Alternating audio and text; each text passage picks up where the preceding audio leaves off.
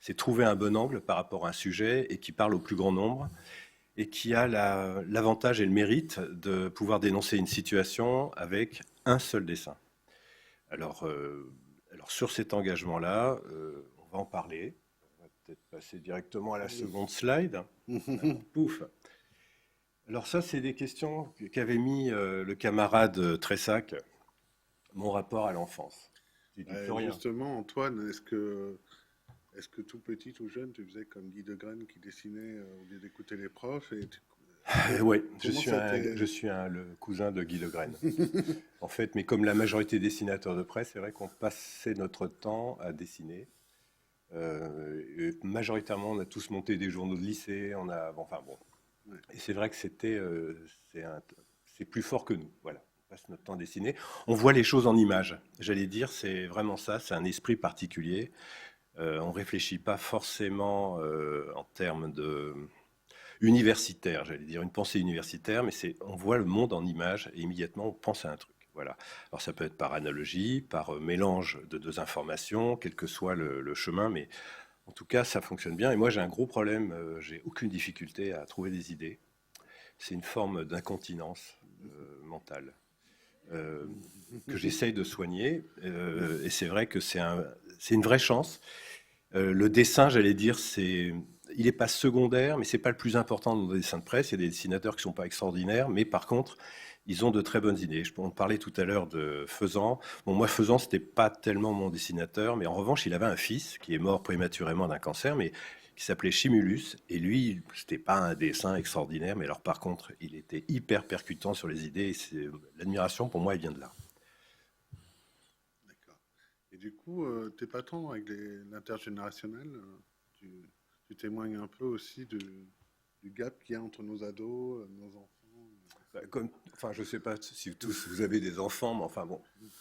Pour moi, l'adolescence n'est pas une fatalité. Mais enfin, des fois, ils sont un peu pénibles, mais c'est pas une fatalité. Moi, j'ai eu quand même 5 mômes. C'était pas que des pénibles. Ils étaient même très agréables. Alors, j'ai peut-être eu beaucoup, ou alors c'est la Ritaline, je ne sais pas, mais ils étaient plutôt sympas dans l'ensemble. Donc voilà, ça c'est oui, c'est des dessins parce que j'ai beaucoup travaillé sur ces sujets-là également, à travers plusieurs revues. Je l'ai eu, hein, le dessin à droite, je l'ai eu hein, avec les enfants. Qui ne l'a Quand pas tu es à la eu? montagne au Qui ne l'a pas eu? Moi, Déconnecté. voilà. Et C'est- j'attends ça avec les petits-enfants maintenant. Alors voilà, ça, pourquoi j'ai mis cette diapo? Voilà, alors il se trouve, moi j'ai mon activité dessin de presse et avec mon épouse, on a une boîte d'édition. Cette boîte d'édition, qui existe maintenant depuis 12 ans, qui s'appelle Pixel Fever, on a commencé à produire des albums il y a ouais, donc une douzaine d'années et on n'aborde que des sujets sociétaux. Alors, ça ne vous aura pas. Donc santé, c'était. Alors il se trouve que je travaille beaucoup pour la santé, donc je travaille pour la Fédération hospitalière depuis 32 ans, je travaille sur WhatsApp Doc, j'ai travaillé pour des CHU, bon, enfin bon. Donc on a fait un truc sur la santé qui a très bien marché. Ensuite on en a fait un qui s'appelle Encore un petit effort, qui a été un album sur le monde du travail, d'où cette couverture, qui rappelle évidemment les poutrelles sur lesquelles travaillaient les ouvriers indiens à New York. Ensuite, on a fait L'égalité est un long fleuve tranquille. Alors, c'est un album qui est né un peu particulièrement. C'est que je travaillais pour Randstad. J'avais fait un calendrier sur les discriminations. Il m'avait donné carte blanche. Et le calendrier a super bien marché. C'est parti dans toutes les boîtes. Du coup, on a eu droit à une double dans le monde. Enfin bon, c'était très étrange. Et du coup, comme j'ai commencé à travailler avec eux, ils m'ont invité à un déjeuner pour rencontrer les associations qui le soutenaient à travers la Fondation Randstad. C'était au moment de Sarkozy, et Sarkozy avait supprimé un certain nombre de subventions que Hollande n'a pas remises en place, hein, je vous rassure. Et simplement, ce qui s'est passé, c'est qu'ils ont voulu que je rencontre tous les gens, les responsables des associations. C'était Force Femmes, Aveugles de France, Le Refuge. J'en oublie sans doute. Et ils avaient un problème évidemment de fond. Et je suis rentré de ce rendez-vous, j'avais donc discuté avec ces gens et j'en ai parlé à mon épouse qui a toujours une bonne idée, qui a dit mais pourquoi on ne fait pas un album et on va lancer une souscription. C'est-à-dire qu'avant, parce qu'on est soumis à la loi du livre, avant le tirage, vous avez parfaitement le droit d'approcher des groupes et de leur proposer un album à un prix vraiment préférentiel. Et par contre, on les obligeait, alors comme ils commandaient par 1000, par 5000, on les obligeait à abonder de 3 € par album pour la fondation. Donc ça c'est cartonné, c'est un album qui s'est vendu vraiment à des dizaines de milliers d'exemplaires. Et ensuite, il est parti grand public. Et là, bon, même une fois tiré, des groupes nous ont approchés, comme L'Oréal, Autoroute du Sud de la France. Un certain nombre de grands groupes se sont approchés pour sensibiliser aux discriminations. J'ajoute que Randstad a été le premier groupe en France qui s'intéressait à ces soucis-là, à ces problématiques-là, bien avant que la loi se mette en place. Ils étaient vraiment très précurseurs. Je vais vous dire une bêtise, mais je pense que ça date il y a au moins 12 ans. Ouais, au moins 12 ans. Je pense, il faudrait que je vérifie, mais en regardant l'album, il faudra que je regarde. Parce que... Et du coup, Antoine, est-ce que tes communicants dans l'entreprise et tout, ils disent que ça fait bouger les lignes? Alors c'est ça qui est formidable, c'est le retour. C'est le... En plus, bon, il faut savoir que ces albums-là sont sortis donc en dur, avec une couverture dure, dos carré, cousu, machin. Bon. Et ça, c'est une version souple qui est destinée aux entreprises. Donc on a eu des demandes de 10 000, de 15 000, enfin c'était pas rien. Mais c'est une version souple parce que l'envoi. Donc essayer de réduire le poste de routage, qui n'est pas négligeable, mais ça permettait aux sociétés d'avoir un message, une préface. On refaisait le chemin de fer, bien sûr, leur préface. Et souvent, ils voulaient une page pour parler de leurs activités. Donc, on a eu Expectra, qui est une filiale de Randstad. On a eu plusieurs grands groupes comme ça. Donc, j'ai répondu à votre question? Excusez-moi. Et ensuite, on a fait du moment qu'on s'aime. Ça, c'est les problématiques du couple. Ça parle à tout le monde, quel que soit le couple. Ensuite, à l'heure heureuse, on se rendait compte, quand j'en étais dans les signatures des salons d'auteurs, des librairies, enfin bon, que le rayon bien-être, développement personnel, ça nous a fait tellement rire qu'on s'est dit on va faire un album là-dessus. Mais j'évoque aussi la psychanalyse, j'ai bien pratiqué, donc il y a beaucoup d'escrocs quand même. Et donc je me suis beaucoup régalé à faire cet album. Et on a fait Le bonheur d'être auteur, qui n'est pas un sujet à proprement sociétal, mais c'est le bouquin qui est fait pour vous dissuader une fois pour toutes de devenir auteur. On explique tout le parcours, parce qu'en plus on a eu la distribution pendant 4-5 ans, avec un gros groupe. Le sexiste, moi, bon ça parle de lui-même. Alors c'est le sexisme ordinaire, je le précise. Et celui-là, pareil, les boîtes se sont approchées. Ça les intéressait, donc on a fait pareil, un tirage en souple pour certaines boîtes. L'art de la Covid, c'était l'album souvenir. Ouais, parce que moi, j'ai fait une formation contre le sexisme. Oui. En Orange Learning, c'était beaucoup moins fun. Enfin, Ouais, c'était beaucoup plus... c'est normal, c'est normal. Mais, le premier truc que j'avais fait pour un très grand groupe que je ne citerai pas, s'il y a les Suez, c'était le premier truc il y a des années. Ils avaient fait un petit livret sur les discriminations, mais les gens ne le lisaient pas, ça n'avait aucun intérêt. Et les dessins, ils voulaient absolument qu'ils soient d'une fadeur absolue. Enfin, bon. L'art de la Covid, c'est l'album Souvenir qu'on a sorti, mais quasiment à la fin de la Covid, on revisitait très grand format, on revisitait tout ce qui s'était passé. Et le petit dernier, Comme un juif en France, qui tu dois avoir du public parce qu'on était tous à la maison. Oui, alors c'est vrai que pendant la Covid, j'ai beaucoup publié sur les réseaux, et c'est hallucinant, on voyait bien que les gens n'avaient rien à foutre. Hein. Puis, en C'est ça, les audiences étaient en termes hallucinantes. d'inspiration, ils sortaient une nouvelle blague tous les jours. Ah mais il y avait des choses extrêmement drôles qui sortaient pendant la Covid, c'était vraiment formidable. Et donc le petit dernier, Comme un juif en France, qui parle de l'antisémitisme, et là on est, avec mon épouse, on l'a fait ensemble, et là on fait un cycle de conférences extrêmement prenant, voilà, on va dire. Tu abordes des sujets de société dans tes BD, enfin dans tes illustrations, mais c'est quand même une forme de dénonciation de la société. C'est pas du militantisme, mais c'est clairement, c'est un engagement, je sais pas. Voilà, on sait pas décider. Et par contre, sur l'antisémitisme, c'est un sujet tabou encore dans les médias, donc tu as dû avoir des réactions quand même. Alors moi, je suis habitué parce que on n'est pas raciste, on n'est pas antisémite. Oui. Non, mais bon, faut pas faire attention. Mais majoritairement, l'accueil a été formidable, et surtout que là, on joue le rapprochement avec l'amitié judéo-chrétienne. On a été reçus par des gens mais formidables chez les chrétiens, des gens d'une immense qualité qui se battent, et ils représentent pas tout le monde, mais ils sont vraiment incroyables. Ouais, mais il faut quand même une forme de courage dans ton engagement de dessin, à faire des dessins, parce que moi, je me rappelle quand même la rédaction de Charlie Hebdo. il y a eu des extrémistes, des terroristes qui ont quand même tué pour des caricatures de Mahomet. Donc, ça date de. Ouais, mais oui, bien sûr, mais c'est encore une fois, moi je reproche à un dessinateur très connu de plus vouloir aborder le sujet tellement il pense qu'il faut faire attention et tout. Je lui reproche clairement d'avoir cette position-là. Je pense qu'il faut dénoncer un certain nombre de choses. Oui, c'est pour moi c'est une dénonciation, de surtout pas se cacher, surtout pas. Moi je suis habitué à me prendre des menaces. Même je me rappelle un dessin que j'avais fait sur les djihadistes où ils refusaient l'Occident, mais enfin ils utilisaient des Stingers pour descendre des. Ils aiment bien la technologie occidentale dans l'armement. Et j'avais fait un dessin et je me rappelle avoir reçu des menaces de mort d'Égypte, de Jordanie. Enfin, bon, quelle importance. Ils me menaçaient de mort. Alors, je leur répondais que j'étais très content d'avoir enfin une reconnaissance internationale. Mais franchement, si on s'arrête à ça, on ne fait plus rien. On ne fait plus rien. Il y aura toujours, on est dans une société très, comment dirais-je, on ne peut plus rien dire, on peut plus. Et moi, je pense qu'en plus, je reste dans des limites tout à fait raisonnables. Je ne cherche pas l'insulte, je n'attaque pas grand monde. C'est pas, je parle de sujet, mais je ne suis pas d'une immense agressivité. Ouais. Voilà. Antoine, tu es pas mal présent sur le digital, sur les réseaux sociaux, Ouais. Facebook, enfin Meta maintenant, Mm. X, LinkedIn. Est-ce qu'il n'y a pas des réactions épidermiques à tes dessins Bien ou sûr, des bien sûr. messages de haine ou... Bien sûr. Alors avant, ben, moi, je me faisais insulter par le Front National à l'époque du Front National. Maintenant, c'est plus de LFI, ça vient. Mais c'est pas grave. C'est pas grave.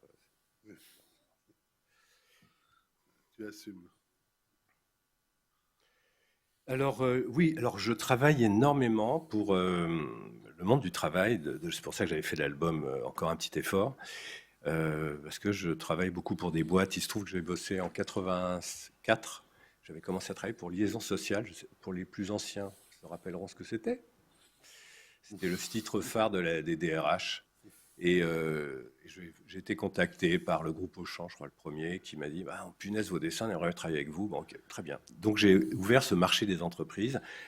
D'ailleurs, j'ai travaillé quelques années pour Orange, sur être international, sur de. D'ailleurs, il n'y a pas beaucoup de femmes dans ton comité de direction. Non, mais ça, je pense pas que ça ait beaucoup changé d'ailleurs. Mais Ça évolue. Chez ça Orange, ça a évolue, bougé un peu. évidemment. Mais ça, bon, je connais encore un certain nombre de groupes, c'est quand même assez frileux. Mais donc j'ai beaucoup travaillé pour ce monde-là, parce que je fais beaucoup de dessins en direct, lors d'entreprises, enfin de séminaires d'entreprise, conventions.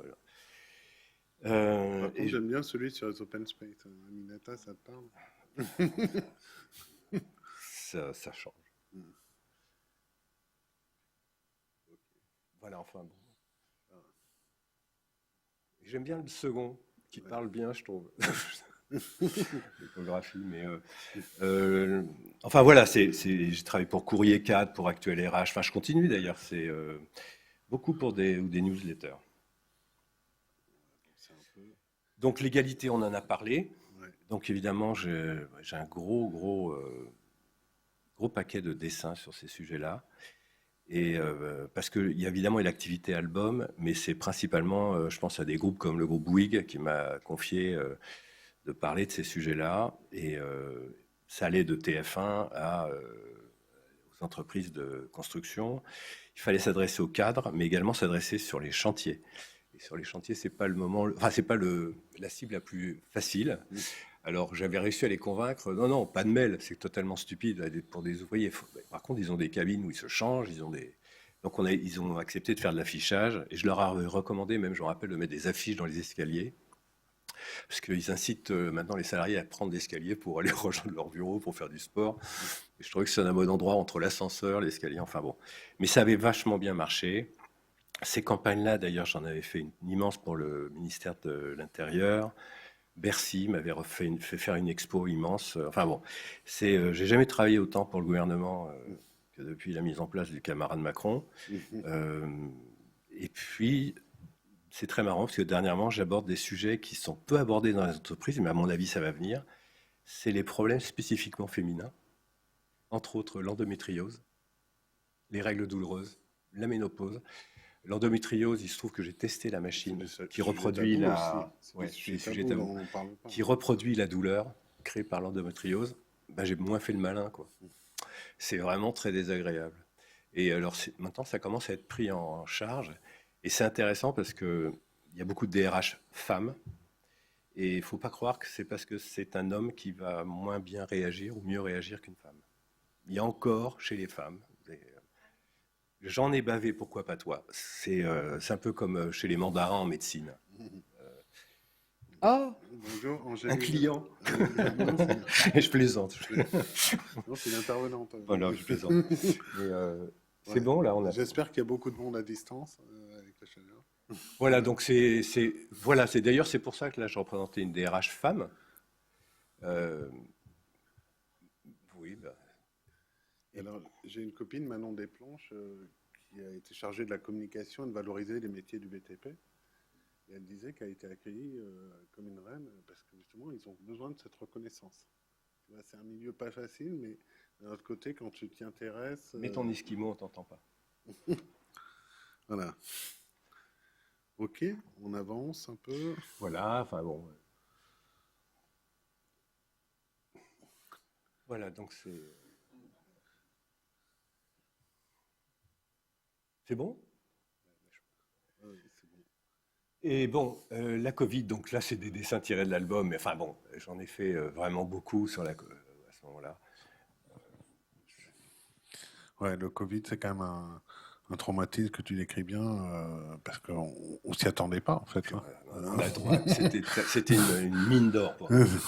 Voilà. Ça a été tellement surprenant. Celui-là aussi, c'était le retour au bureau, oui, je me rappelle. J'aime bien celui sur la réouverture des restaurants. Oui,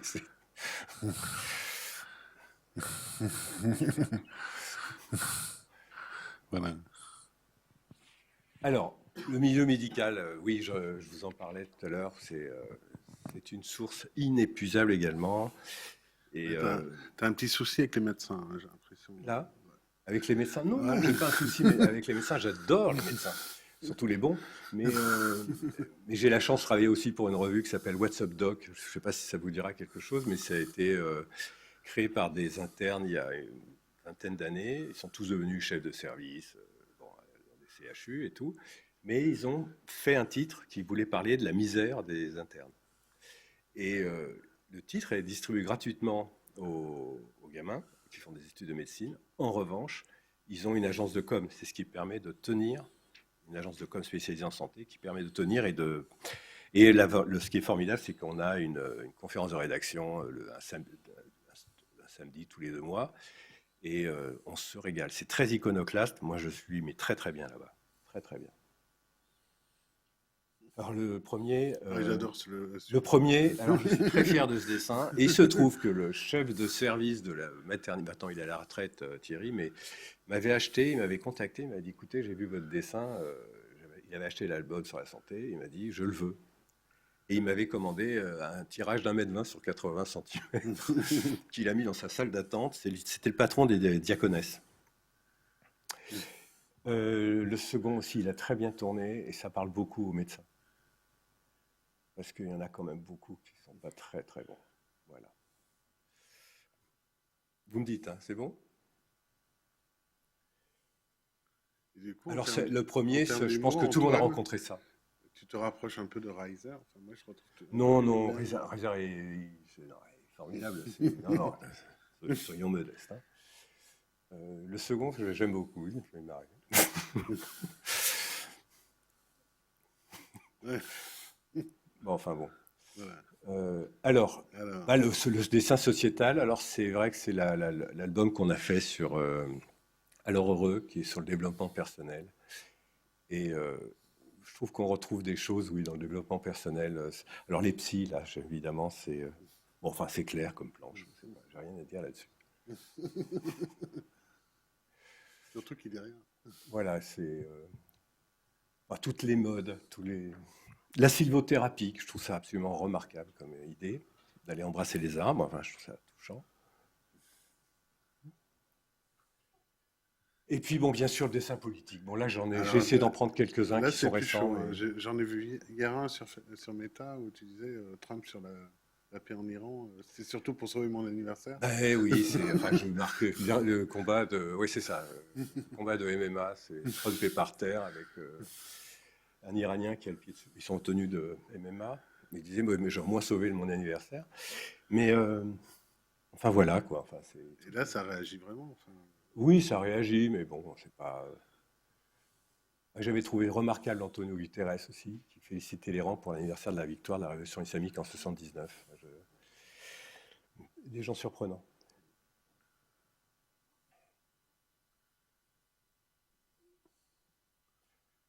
Voilà, enfin bon, ça c'est la réforme des retraites. la réforme des retraites. Moi, j'aime bien Voilà. celui sur Total Energy, là, c'est vrai.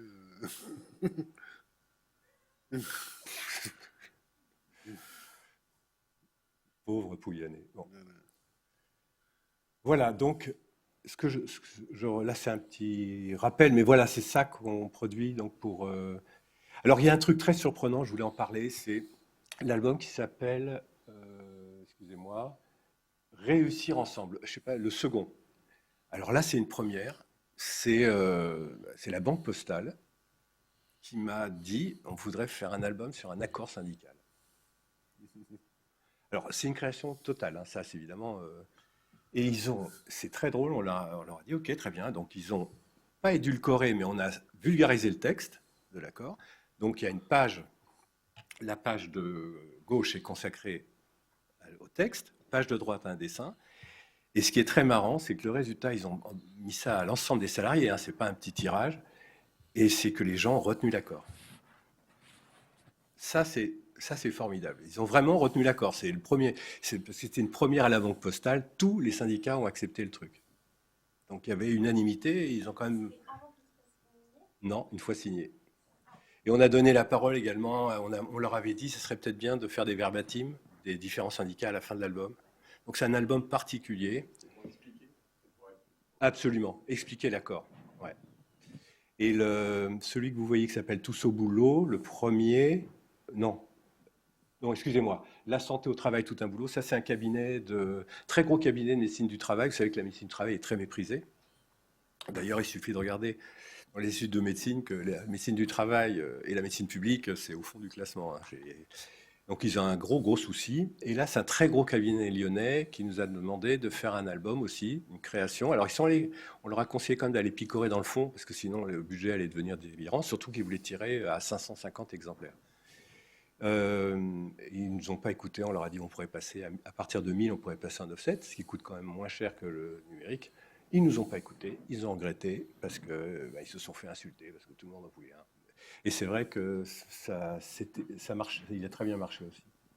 Enfin voilà, donc ça c'est, j'ai mis quelques références. Par exemple l'égalité, c'est vrai qu'il y a eu beaucoup de groupes qui l'ont repris, mais j'ai pas tout mis, puis je m'en souvenais pas, je vous avoue. Ouais. Du coup, ça renforce l'impact en fait de faire des dessins sur des thèmes. C'est une mémorisation. Ouais. J'allais dire qu'il y a une mémorisation, c'est comme le dessin en direct, c'est très frappant. Moi, je travaille avec des clients, moi, j'ai fait plus de 550 événements, enfin, et des fois, je reviens au bout de 3 ans dans une boîte et il y a des gens qui viennent me voir à la pause. Mais si vous aviez fait tel dessin, et putain, je m'en souviens pas du tout, moi, mais c'est mémorisé, quoi. Le dessin, enfin, quand il n'est pas trop mauvais, il se retient. Et merci. Oui, mais c'est parce qu'on appelle ça du dessin de presse. Mais c'est ce que je dis souvent, mon métier, c'est pas le dessin forcément, c'est surtout l'angle. Si vous regardez, si quelqu'un s'intéresse au dessin de presse et qui prend quotidiennement tous les dessins qui sont sortis sur un sujet, c'est très frappant. Il y en a 80%, c'est sensiblement le même angle. Il y en a quelques-uns qui se distinguent. Euh, c'est ça le truc. La vraie valeur, c'est ça, c'est l'angle. Les dessins de presse, ils existaient déjà du temps de Napoléon, de Louis XIV, Oui, en enfin, forme de on appelle ça du pamphlet. dessin Ouais. de presse, mais Voilà. c'était Et plus du de la coup, caricature que du dessin de presse.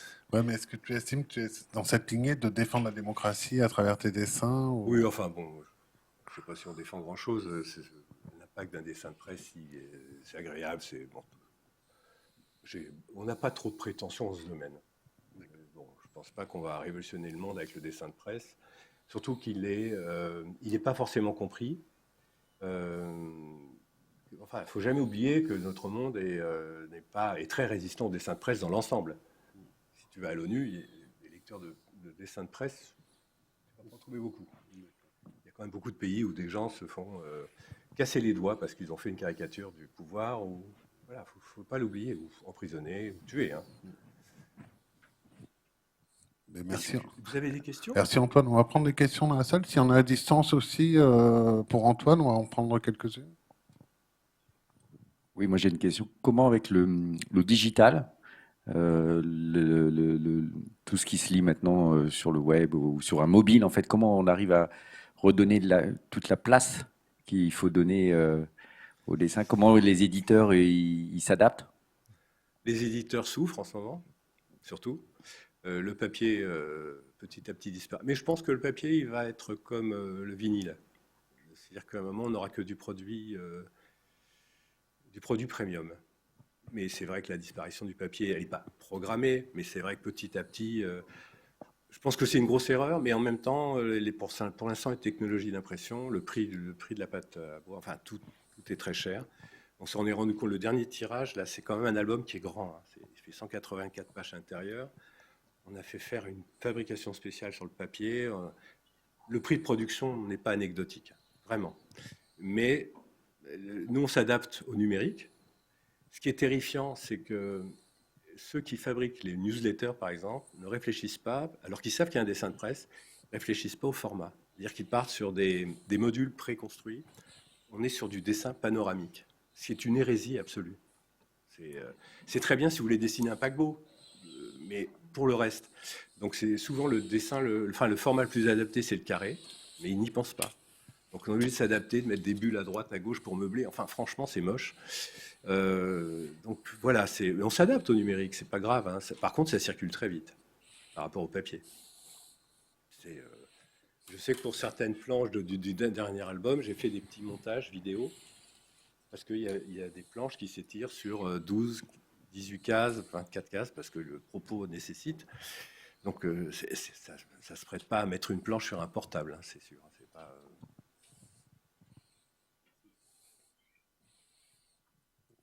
Ok. Il y a des questions digitales ou pas du tout? Non?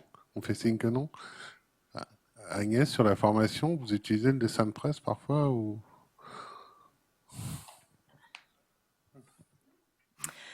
En formation, on n'utilise pas le dessin de presse. Par contre, faut que je me décale, c'est ça? En formation, on n'utilise pas le dessin de presse. Par contre, au CFPJ, les étudiants en entendent parler. Ça fait partie de leur cursus puisqu'il peut être intégré dans les journaux, dans les magazines, dans les newsletters aussi. Donc, c'est un sujet qui est abordé auprès des étudiants. Merci Antoine. Oui, on peut la prendre directement, vous nous la donnez?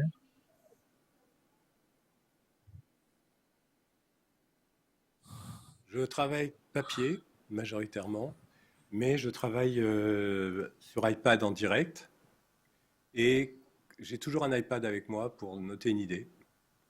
Et c'est vrai que bon, je voyage beaucoup et c'est vrai que même à l'étranger, loin et tout ça, comme j'ai des contraintes hebdomadaires ou bon, j'emmène l'iPad et j'essaie de me débrouiller avec l'iPad. J'ai pas la même enfin, l'aisance que je pourrais avoir à mon bureau tranquille, mais tout est faisable maintenant. Mais je continue à garder le papier. En revanche, la colorisation, c'est que du Photoshop. De toute façon, je serais incapable d'apporter des lumières sur certains dessins, c'est pas possible.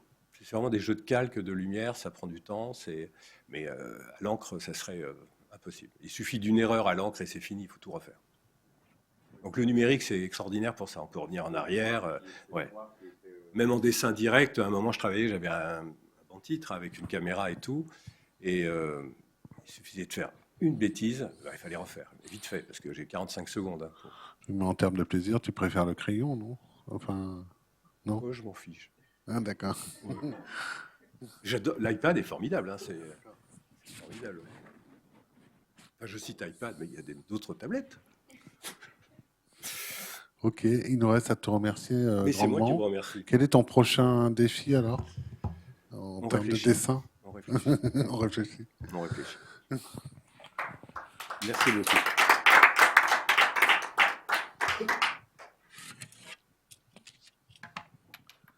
Du coup, on enchaîne sans transition. Alors, on l'a pas fait exprès. On a une table exclusivement féminine sur la com interne et exclusivement masculine sur la com client, mais c'est le pur hasard des compétences, voilà. Donc ce n'est pas voulu, mais voilà. Du coup, j'appelle avec moi François et Laurent.